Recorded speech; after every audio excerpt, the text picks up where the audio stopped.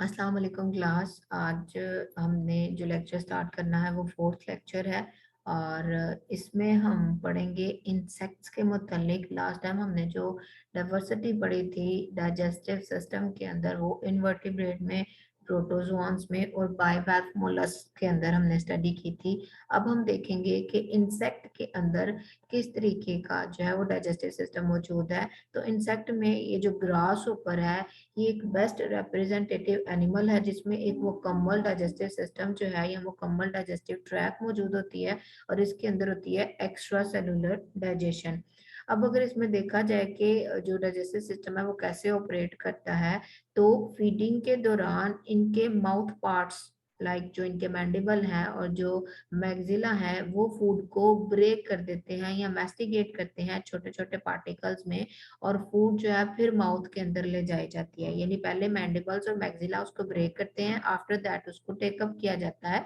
Mouth के अंदर। Mouth में ले जाने के बाद वो एसोफेगस से होती हुई चली जाती है क्रॉप के अंदर। माउथ में मौजूद स्लाइवरी ग्लैंड्स इसमें ऐड कर देते हैं स्लाइवा, ताकि जो फूड है वो लुब्रिकेट हो जाए और आसानी से जो होल डाइजेस्टिव ट्रैक है उसमें से मूव कर पाए।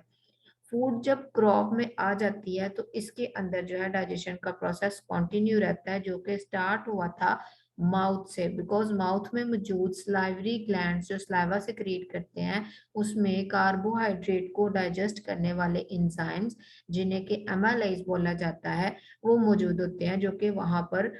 जो फूड है उसमें कार्बोहाइड्रेट की डाइजेशन स्टार्ट कर देते हैं। तो ये जो प्रोसेस है डाइजेशन का वो क्रॉप के अंदर भी कंटिन्यू रहता है, बिकॉज जो मिड गट है वो भी 3 तरह के एंजाइम्स यहाँ पर रिलीज कर रही है जो कि मूव कर जाते हैं क्रॉप के अंदर, और वो तीनों एंजाइम हैं लाइपेज और इसके अलावा प्रोटीएज और कार्बोहाइड्रेज। जो कार्बोहाइड्रेजेज हैं वो जो है वो ब्रेक डाउन करेंगे कार्बोहाइड्रेट्स की। लाइपेज जो है वो लिपिड्स को ब्रेक करेंगे और प्रोटीएजेज जैसे कि नाम से ही पता चल रहा है वो प्रोटीन की ब्रेक डाउन के अंदर हेल्प आउट करेंगे। अब यहाँ पर जो है वो डाइजेशन का प्रोसेस हो रहा होता है। आफ्टर दैट फूड जो है वो क्रॉप से भेज दी जाती है या मूव कर जाती है स्टमक के अंदर। स्टमक में जब फूड आ जाती है तो उसको जो है सॉर्ट आउट किया जाता है, इसमें जो न्यूट्रिएंट्स हैं उनको। और इसके अलावा स्टमक के अंदर जब फूड आ जाएगी तो उसमें जो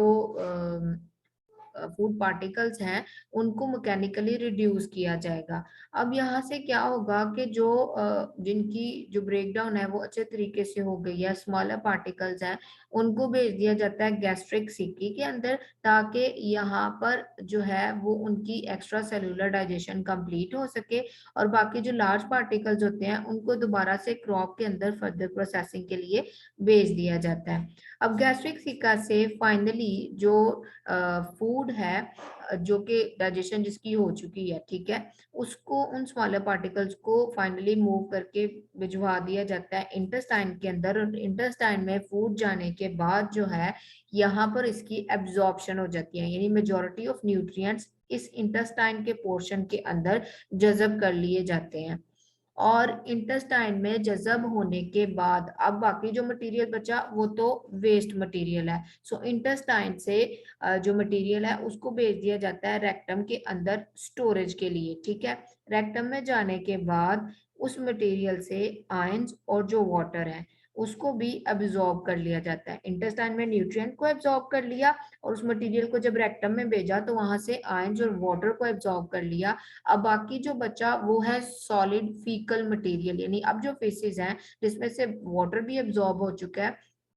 वो सॉलिड फॉर्म में आ गई, तो उस सॉलिड फीकल मटेरियल को एनएस के थ्रू बॉडी से एलिमिनेट कर दिया जाता है, बाहर निकाल दिया जाता है। सो इस तरह से जो होल डाइजेस्टिव सिस्टम है वो स्टेप बाय स्टेप में वर्क करता है ग्रास ऊपर के अंदर, और इसका जो कंप्लीट प्रोसेस है डाइजेशन का वो इस तरीके से जो है वो कंप्लीट हो जाता है, ठीक है। अब इस सारे प्रोसेस के दौरान, ये जो फीडिंग प्रोसेस था, इस दौरान इनका नर्वस सिस्टम, इनका एंडोक्राइन सिस्टम और फूड की जो प्रेजेंस है, वो अच्छा खासा जो है कंट्रोल एग्जर्ट करती है एंजाइम की प्रोडक्शन के अंदर इस डाइजेस्टिव